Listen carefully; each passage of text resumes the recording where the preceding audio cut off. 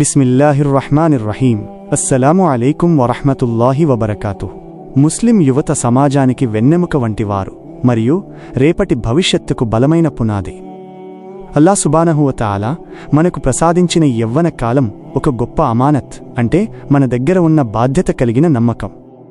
ఈ వయస్సులో ఒక యువకుడు తన మనస్సును మరియు శరీరాన్ని అల్లాహ్ సుబ్హానహు వ తఆలా మార్గంలో పెడితే అతని జీవితం ఇహలోకంలో మరియు పరలోకంలో కూడా విజయాన్ని పొందుతుంది. యువతలో క్రమశిక్షణను మరియు విజయాన్ని పెంపొందించే అతి ముఖ్యమైన ఆయుధం నమాజ్ లేదా సలాహ్. అల్లాహ్ సుబ్హానహు వ తఆలా రోజుకు 5 సార్లు నమాజ్ చేయడం ప్రతి ముస్లింపై ఫర్జ్, అంటే తప్పనిసరి అని ఆదేశించాడు. ఈ 5 పూటల ప్రార్థన కేవలం ఒక ఆరాధన మాత్రమే కాదు, ఇది అల్లాహ్ సుబ్హానహు వ తఆలాతో మనం ఏర్పరచుకునే ఒక బలమైన కనెక్షన్. పవిత్ర ఖురాన్లోని సూరా అల్ అన్కబూత్ ఆయత నంబర్ 45లో అల్లాహ్ సుబ్హానహు వ తఆలా స్పష్టంగా వివరించారు ఏమిటంటే, నిశ్చయంగా నమాజ్ మనిషిని అశ్లీలత మరియు చెడు పనుల నుండి రక్షిస్తుంది. అంటే ఒక యువకుడు క్రమం తప్పకుండా నమాజ్ చేస్తే అతను సమాజంలో ఉన్న చెడు అలవాట్లకు దూరంగా ఉంటాడు. రేపు ప్రళయ దినం నాడు, అంటే ఖయామత్ రోజున అల్లాహ్ సుబ్హానహు వ తఆలా ఒక బానిసను అడిగే మొట్టమొదటి ప్రశ్న సలాహ్ గురించి మాత్రమే ఉంటుంది అని ముహమ్మద్ సల్లల్లాహు అలైహి వసల్లం గారు తెలియజేశారు. ఒకవేళ ఆ ప్రశ్నలో మనం పాస్ అయితే మిగిలిన లెక్కలన్నీ సులభమవుతాయి. నమాజ్ చదివే ముస్లింకు మరియు నమాజ్ చదవని వ్యక్తికి మధ్య ఉన్న తేడా విశ్వాసం మరియు అవిశ్వాసం అని సహీహ్ ముస్లిం మరియు జామి అత్ తిర్మిజీ వంటి హదీసు గ్రంథాలలో ముహమ్మద్ సల్లల్లాహు అలైహి వసల్లం గారు హెచ్చరించారు. నమాజ్ అనేది కేవలం పరలోక విజయం కోసమే కాదు, ఇది మన ప్రస్తుత జీవితంలో టైం మేనేజ్మెంట్ నేర్పిస్తుంది. ప్రపంచంలో సక్సెస్ఫుల్ అయిన వ్యక్తులను గమనిస్తే వారు ఉదయాన్నే నిద్రలేచే అలవాటు కలిగి ఉంటారు. మన ఇస్లాం ధర్మంలో ఫజర్ నమాజ్ మనకు ఆ విజయాన్ని ఉదయాన్నే ప్రసాదిస్తుంది. ఎవరైతే ఫజర్ నమాజ్ కోసం నిద్రలేస్తారో వారు తమ సోమరితనాన్ని జయించినట్టే. నమాజ్ యువతలో ఉన్న స్ట్రెస్ మరియు యాంగ్జైటీ, అంటే మానసిక ఒత్తిడిని తగ్గిస్తుంది. ఎందుకంటే మనం సజ్జలో ఉన్నప్పుడు మన కష్టాలన్నీ అల్లాహ్ సుబ్హానహు వ తఆలాకు చెప్పుకుంటాము మరియు ఆ సజ్జలో మనం అల్లాహ్ సుబ్హానహు వ తఆలాకు అత్యంత దగ్గరగా ఉంటాము. ఇది మన మనస్సుకు ఎంతో ప్రశాంతతను ఇస్తుంది. చదువుకునే విద్యార్థులకు నమాజ్ వల్ల ఏకాగ్రత, అంటే ఫోకస్ పెరుగుతుంది. 5 సార్లు క్రమశిక్షణతో నమాజ్ చేసే యువకుడు తన చదువులో కూడా అదే క్రమశిక్షణను ప్రదర్శిస్తాడు.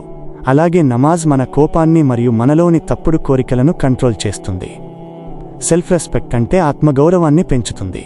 ఎందుకంటే ఒక ముస్లిం కేవలం అల్లాహ్ సుబ్హానహు వ తఆలా ముందు మాత్రమే తల వంచుతాడు తప్ప ఏ ఇతర శక్తి ముందు భయపడడు.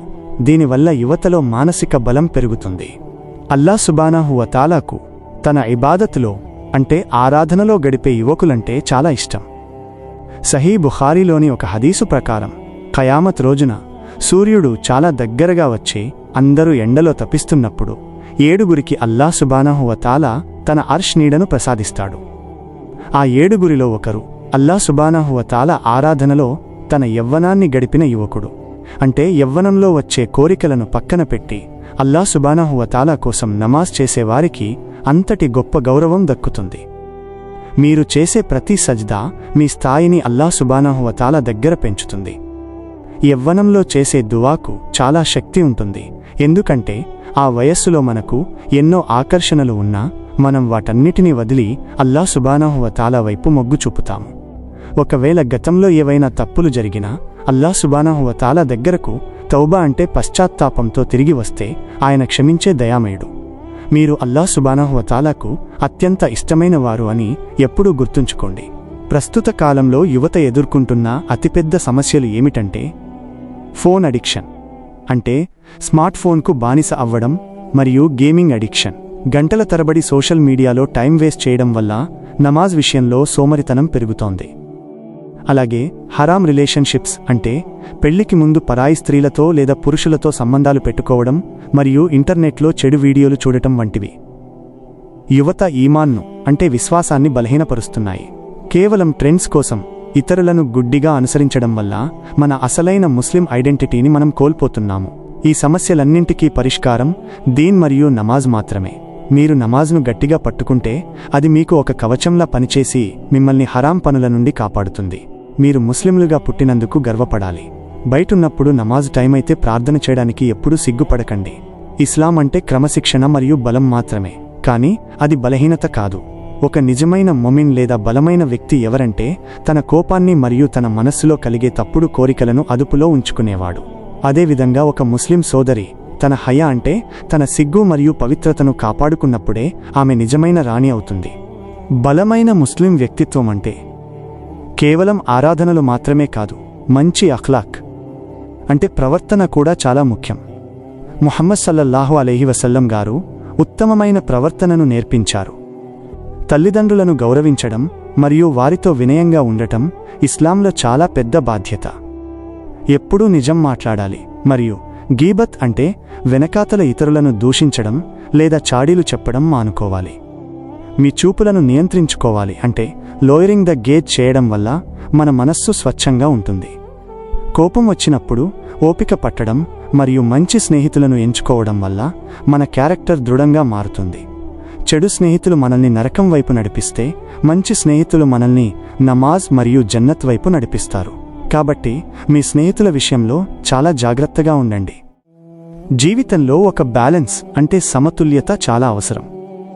అల్లాహ్ సుబ్హానహు వ తఆలా పట్ల మనకు అపారమైన ప్రేమ ఉండాలి మరియు అదే సమయంలో మనం చేసే పనుల పట్ల జవాబుదారీతనం అంటే అల్లాహ్ సుబ్హానహు వ తఆలా ముందు నిలబడి లెక్క అప్పజెప్పాలనే భయం కూడా ఉండాలి.